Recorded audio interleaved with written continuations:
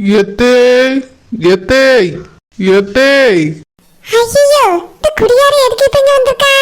ஏன் மர்மவளோ பார்த்தால்வனா சண்டை விடுவாள்வல. நல்ல வேளை அவளும் இப்ப வீட்ல இல்ல.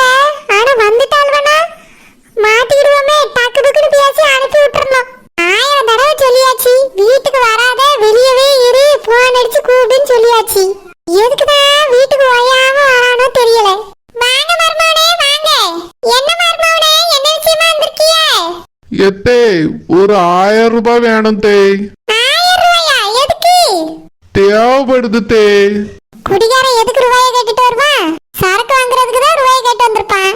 இவனுக்கு நான் ரூபாய் கொடுத்து அது அக்காக்கு தெரிஞ்சு இவர் குடிச்சிட்டு போய் எதையாவது வளரிட்டாருன்னா போச்சு. ஒத்த பைசா கண்ணுல காமிச்சிட கூடாது. தியாதி எடுப்பான்ட்டு ஒரு வேலையை கொடுத்தேன், அதையும் முடிச்சு தரையில. ரூபா வேணுமா? ரூபா நல்லா தருவேன். எத்தே, என்னத்தை யோசிக்கிறிய? அது வந்து மர்மவனே, வீட்டுல பணம் இருக்கான்னு யோசித்து பார்த்தேன். ஒத்த ரூபா கூட என்கிட்ட இல்ல. உங்க மாமா தான் இப்போ கையில எல்லா ரூபாயும் வச்சுட்டு செலவு பண்ணியாவ. என்கிட்ட தாரதே கிடையாது. என் மர்மவளோ கையில வேணா தருவாவ.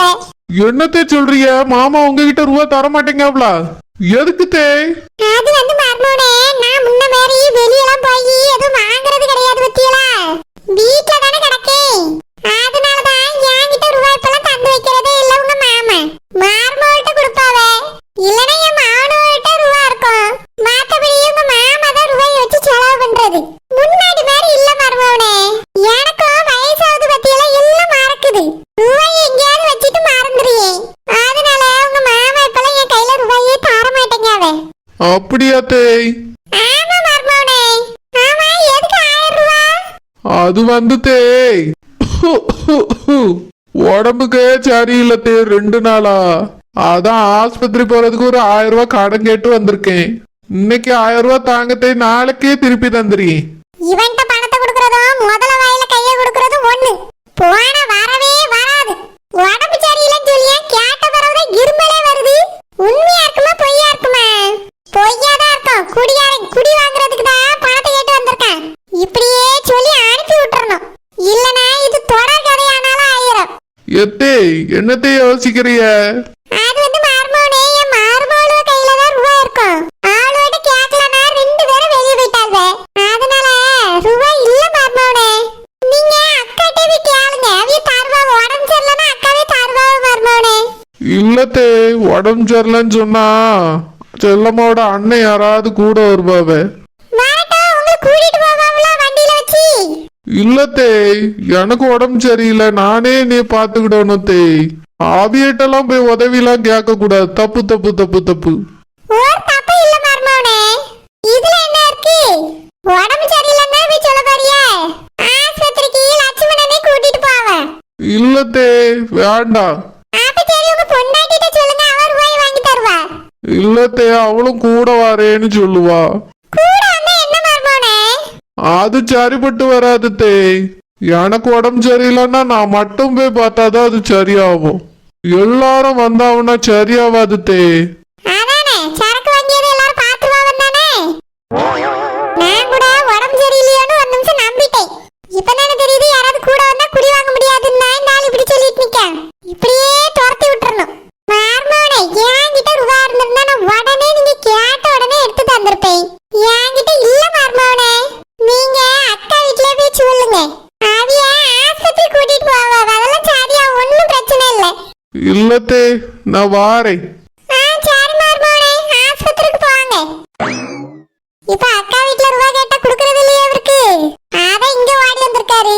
செல்லமாவும் ஏன் எதுக்குன்னு ரொம்ப கேள்வி கேட்பான்னு நினைக்கேன்.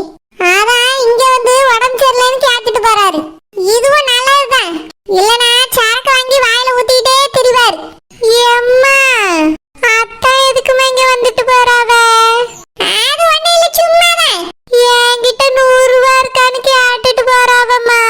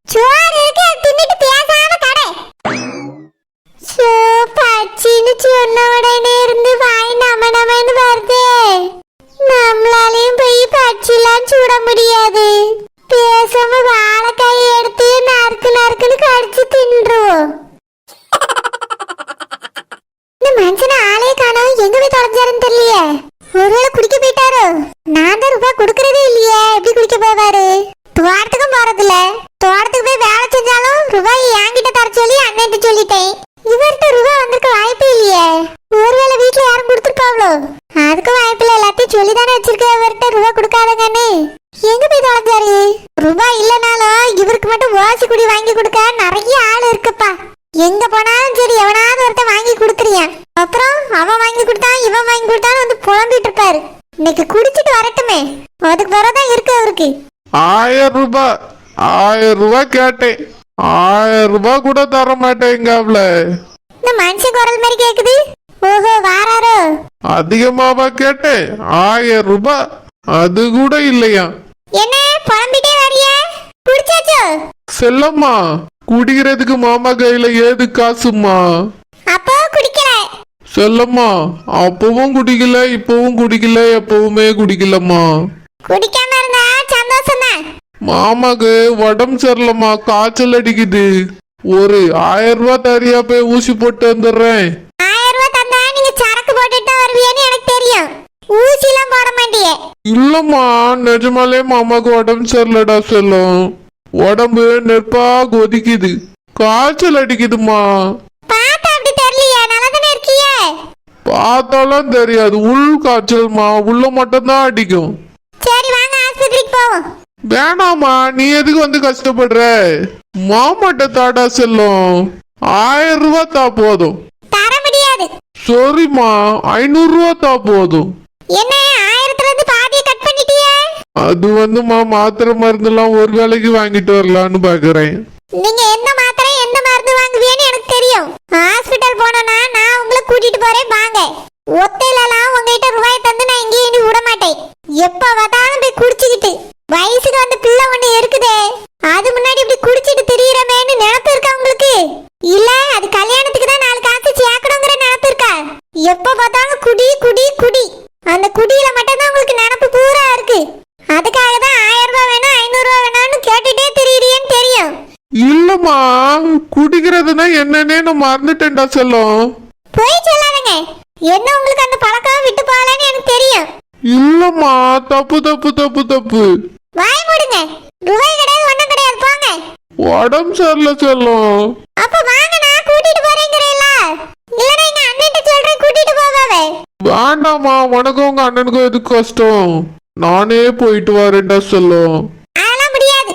உங்ககிட்ட ரூபாய் தந்துட்டு நான் உட்காந்து வேதனைப்பட முடியாது. வேணா வாங்க, நான் கூட்டிட்டு போறேன். இல்லனா எங்க அண்ணனை கூட்டிட்டு போக சொல்றேன். ஒத்தையிலலாம் உங்களை விட முடியாது. செல்லம்மா, காய்ச்சலுமா? இது காய்ச்சல் இல்ல, சரியான காய்ச்சல். இங்க பாருங்க, ரூபாய் தர முடியாது. சும்மா நீ டென்ஷன் பண்ணிட்டு இருக்காதங்க சொல்லிட்டேன். தர முடியாதுன்னு சொல்லியல, போய் வேலைய பாருங்க. என்னம்மா வேலை பாக்குறது? அதானே, இங்க இருந்தாலே சும்மா நையி நையின்னு ஏதாவது சொல்லிட்டே இருப்பீ. உங்களை என்னால கவனிக்கவே முடியாது. இப்பவே நம்ம வீட்டுக்கு கிளம்புவோம். நம்ம வீட்டுக்கு போகணுமா? இனி நம்ம இங்கே இருக்க போறோம்ல நினைச்சிட்டு இருந்தேன். ஆமா நினைப்பியே, நம்மளுக்குனே தனியா வீடு கொடுத்தாச்சு, நம்மள தனியா வச்சாச்சு, அங்கதான் நம்ம இருக்கணும். பிள்ளைகளை கூட்டிட்டு நம்ம வீட்டுக்கு போவோம். உங்க துணியெல்லாம் எடுத்து பையில வைங்க, நான் என் துணியெல்லாம் எடுத்து வைக்கேன். எல்லாத்தையும் போய் சொல்லிட்டு டக்கு புக்குன்னு இப்பயே கிளம்புவோம். செல்லம், நாளைக்கு போலாம்டா. முடியவே முடியாது. நான் பிள்ளைகளை கூட்டிட்டு துணிமணியெல்லாம் எடுத்து வைக்க. நீங்க உங்க துணி எடுத்து வச்சுட்டு கிளம்புங்க முதல்ல. சரியான புடிவாதக்காரி. ஒரு விஷயத்துல புடிவாதம் பிடிச்சிட்டான்னா சொல்லிக்கிட்டே இருப்பா. அவ சொன்ன பிறகு நம்ம இங்கேயே இருந்தோம்னா சரி வராது. கையில துணிமணி அள்ளி வச்சுட்டு கிளம்புவோம். இன்னைக்கு அப்படின்னா குடிக்க முடியாதா? நாளைக்கு ஏதாவது பெரிய பொய்யா சொல்லி விட்ட ரூபாய வாங்கிட வேண்டியதான். ஐஷு, நானும் 2 நாளா அவர்கிட்ட பேசலாம்னு நினைச்சிட்டே இருக்கேன் ஐஷு. ஆனா அவர் இந்த பக்கமே வரவே இல்லை. என்னாச்சு? ஏன் அவர் இப்படி இருக்காரு? ஒருவேளை வீட்டுல பேசிக்கங்கன்னு சொன்னதுனால அவர் என்னை வெறுத்துட்டாரோ? ஏய், பொண்ணு கேட்டு வராங்கன்னு சொன்னாங்கல்ல, அப்புறம் எப்படி அவர் வெறுத்துருப்பாரு? அன்னைக்குதான் அவர் வரவே இல்லையே. வேற ஏதாவது ப்ராப்ளம் ஆயிருக்கும். அதுக்கப்புறம் அவரை பார்க்கவே இல்லை ஐஷு. ஒரு மாதிரி கஷ்டமா இருக்கு. இதுக்குதான் நான் உங்ககிட்ட அன்னைக்கே அவர்கிட்ட போன் பண்ணி பேசலான்னு எவ்வளவோ சொன்னேன். நீ ஒரு வார்த்தை கேட்டியாடி? இப்போ வந்து நின்னுட்டு புலம்பிட்டு இருந்தா என்ன அர்த்தம் துர்கா? அன்னைக்கே போன் பண்ணி பேசியிருக்கலாம்ல. இப்பயும் அவனை குறைஞ்சு போல. ஈவினிங் வந்த உடனே அவர்கிட்ட போன் பண்ணி பேசலாம். வேண்டாம் ஐஷு, போன் பண்ணி பேசுறதா இருந்தா அவரே பண்ணியிருக்க மாட்டாரா? அவர் ஒரு கால் கூட பண்ணவே இல்லை. நீ தானே வீட்டுல பேசிக்கோங்கன்னு சொன்ன, அதனால தான் உனக்கு கால் பண்ணல. சரி, என்னை விடு, உங்ககிட்ட கால் பண்ணி சொல்லியிருக்கலாம்ல. நீ அவரும் ஃப்ரெண்ட்ஸ் தானே, உங்ககிட்டயும் எதுவுமே அவர் சொல்லவே இல்லைல்ல. அதனால நம்ம கால் பண்ண வேண்டாம் ஐஷு. அவரை என்னைக்கு பாக்குறோமோ அன்னைக்கு பேசிக்கலாம். அப்புறம் ஏடி புலம்பிட்டே இருக்க? இல்ல, கொஞ்சம் கஷ்டமா இருக்கு ஐஷு. பொண்ணு பார்க்க வராங்கன்னே ஹாப்பியா இருந்துச்சா, இப்போ அவர்கிட்ட பேசவே முடியல, அது கஷ்டமா இருக்கு. ஃபீல் பண்ணாதடி, அவர் அப்படியெல்லாம் விட்டுட்டு போக மாட்டாரு, கண்டிப்பா வருவாரு. நானும் அந்த நம்பிக்கையில தான் இருக்கேன் ஐஷு. மைனி மைனி மைனி வா செல்லம்மா. மைனி நான் இன்னைக்கு வீட்டுக்கு கிளம்பிய மைனி. ஏன் செல்லம்மா? வந்து ரொம்ப நாள் ஆச்சு. போன வாரமே போறேன்னு சொன்னேன், நீங்க தான் கேட்கல. இரு இந்த பிரச்சனை முடிஞ்ச பிறகு போன்னு சொன்னீங்க. கடைசியில பார்த்தா அது இப்படி ஆயிட்டு. அதான் இப்ப கிளம்பலான்னு நினைக்க மைனி. இங்க இருந்தா யாராவது ஒருத்தர் ஏதாவது சொல்லுவாவே. செல்லம்மா யார் என்ன சொல்ல போறா, இங்கே இரு. இல்ல மைனி அந்த சரோஜினி கூட ஏதாவது சொல்லுவா. அதை கேட்டுட்டு எங்க அம்மா கூட சொல்லுவா, உன் வீட்டுக்கு போக வேண்டியதானேன்னு கேட்பாவ. எதுக்கு? எல்லாரும் இருக்க வேண்டிய இடத்துல இருந்தாதான் மரியாதை மைனி. நான் வீட்டுக்கு போறேன். ஏதாவது முக்கியமான விஷயம் இருந்தா மட்டும் கூப்பிடுங்க, சரியா? சரி செல்லம்மா. எனக்கு சப்போர்ட்டா என் பேச்சு கேட்டுட்டு நான் சொல்றதெல்லாம் நம்பிட்டு இருந்தது ஒரே ஆளு நீ மட்டும்தான். நீயும் அங்க போயிட்டா எனக்கு கஷ்டமா இருக்கும். இந்த வீட்டுல நான் சொல்றது யாருமே நம்பவே மாட்டாவே. மைனி நம்ப முடியாத மாதிரி தானே அவ்வளவு பண்ணியாள்வ. கவரிங் நகை தான் இருக்குன்னு சித்தி அடிச்சு சொல்லியாவ. ஆனா உள்ள பார்த்தா தங்க நகை இருக்கு, ஆசாரி தங்கன்னு சொல்லிட்டு போறாரு. 916 எழுதி இருந்தது நானும் பார்த்தேன் மைனி. அது தங்கத்துல மட்டும் தான் எழுதி வைப்பாவ. எல்லாம் தங்க நகை தான் மைனி. அது எப்படி செல்லமா திடீர்னு எல்லாம் தங்கமா மாறும்? அதுவே ஏதோ டவுட்டா தான் இருக்கு. ஆமா மைனி, ஆனா என்ன செய்ய, தங்கன்னு சொல்லியாவ. நம்மளும் திருப்பி கேள்வி கேட்க முடியாம மன்னிப்பும் கேட்டுட்டோம். இதுக்கு மேல அவளோட பத்தி ஏதாவது விஷயம் தெரிய வந்துச்சுன்னா கன்ஃபார்ம் பண்ணிட்டு பேசுங்க மைனி. நீங்க பாட்டுக்க அவசரம் விட்டு எதுவும் பேசாதுங்க. அப்புறம் நீங்க தான் பொல்லாதவங்கிற பேர் வாங்க வேண்டியிருக்கும். அதனால யோசிச்சு கன்ஃபார்ம் பண்ணிட்டு அதுக்கப்புறம் பேசுங்க. ஆமா செல்லம்மா, இனி உஷாராதான் இருக்கணும். இந்த நகை விஷயத்திலேயே எப்படி பிளான் பண்ணி பண்ணிட்டாலுவ பத்தியா? நம்மள மாட்டி விடுறதுக்கே ஏதோ செஞ்ச மாதிரி இருக்கு. இருந்தாலும் இருக்க மைனி. கவரிங்னு சொன்னது அதுக்குள்ள எப்படி தங்கமா மாறும்? அக்காலும் தங்கச்சி சேர்ந்து ஏதோ பண்ணிருக்காளுவ, நம்மளுக்கு தெரியல. ஆமா செல்லம்மா. சரி மைனி, அந்த சரோஜினி சும்மா இருக்க மாட்டா. ஏதாவது ஒரு விஷயத்துல மாட்டி இந்த வீட்டுல எல்லாரும் முன்னாடியும் அவமானப்படதான் போறா. நீங்க பாத்துட்டே இருங்க மைனி. அன்னைக்கு நீங்க சொன்னதெல்லாம் உண்மைன்னு எல்லாரும் புரிஞ்சுக்கிடுவாவ. செல்லம்மா ஏதாவது ஒரு விஷயத்துல என்ன இந்த நகை விஷயத்திலேயே அவளை மாட்டி விடுறேன் பாரு சீக்கிரமா. எப்படி அது தங்கமா மாறிச்சுன்னு முதல்ல கண்டுபிடிச்சே ஆகணும். அவளை அத்தட்ட மாட்டி விட்டே ஆகணும். இந்த வீட்டை விட்டு துரத்தியே தீரணும். சரி மைனி, ஏதாவது அவசரம்னா போன் போடுங்க, நான் வாரேன். சரி செல்லம்மா. நான் பிள்ளைகளை கூட்டிட்டு கிளம்புறேன் மைனி. சரி செல்லம்மா, அடிக்கடி வீட்டுக்கு வந்து போய்யா. ஏன் நான் போன் பண்ணி கூப்பிட்டாதான் வருவியோ? சேச்சா அப்படிலாம் இல்ல மைனி. வாயாம வந்துட்டு இருந்தா அதுக்கு யாராவது ஏதாவது சொல்லுவாவ. செல்லம்மா யார் என்ன சொல்ல போறா? இது வா வீடு, உங்க அப்பா அம்மா இருக்க வீடு. நீ எப்பனாலும் வரலாம் போலாம்.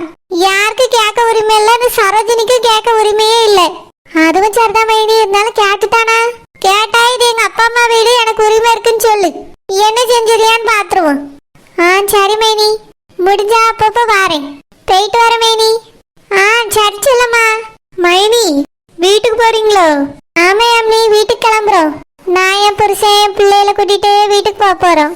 இனி எப்போ வருவீங்க? முடிஞ்சா எப்பயாவது வருவேன், இல்லைன்னா ஏதாவது விசேஷங்களுக்கு தான் இங்க வருவேன். சரி மைனி. யாமி உன் புருஷனை கூட்டிட்டு வீட்டுக்கு வா. வந்து 2 நாள் தங்கிட்டு போங்க, சரியா? சரி மைனி. அங்க நீ இது வரைக்கும் வந்ததே இல்லல்ல?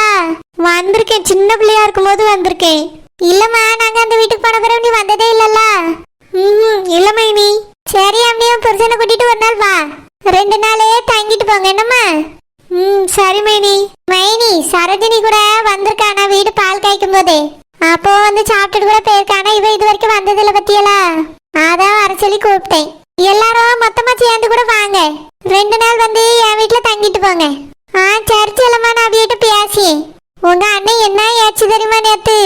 என்னாச்சு மைனி? அந்த சரோஜினிட்ட நகையை பத்தி கேட்டோம்ல, அவிய வந்த உடனே உங்க அம்மா சொல்லியிருப்பாவ போல. வந்த உடனே அந்த ஏச்சி ஏசியாவ. இனி நகையை பத்தி வாயை திறந்தா இந்த வீட்டுல இருக்க கூடாதுன்னு சொல்லிட்டாவ செல்லம்மா. அதான் நான் கொஞ்சம் வாயை மூடிட்டு இருக்கேன். அப்படியே சொன்னவங்க அண்ணே? ஆமா செல்லம்மா, பயங்கரமா யாசிட்டாவ. கோவத்திலே தான் இருந்தாவ, ஒழுங்கா பேசவே இல்லை. இனி நகையை பத்தி எதுவும் பேசக்கூடாதுன்னு சொல்லிட்டாவ. இப்படி யாருமே அந்த நகையை பத்தி கேட்கலனா என்ன அர்த்தம் சொல்லுமா? நீயே சொல்லலாம். வருஷ கணக்கா அவ ஏமாத்திட்டே இருப்பா எல்லாரையும். எல்லாரும் ஏமாத்திக்கிட்டே இருக்க வேண்டியதான். ஆமா செல்லம்மா, அப்படிதான் இருக்கு. மைனி நீங்க அவட்ட இருந்து கொஞ்சம் உஷாரா இருங்க. நான் எப்பவுமே அவட்ட இருந்து கொஞ்சம் உஷாரா தான் இருப்பேன் செல்லம்மா. யாமி நீ உஷாரா இருமா. சரி புள்ள மாதிரி தான் இருக்கா. பார்க்க மட்டும்தான் அப்படி இருப்பா, உள்ள ஃபுல்லா விஷம். உனக்கு போக தெரியும் பாரு. சரி மைனி, அதே போட்டு யோசிச்சுட்டு இருக்காதுங்க, அவளை விடுங்க. நான் விட்டுட்டேன் செல்லம்மா.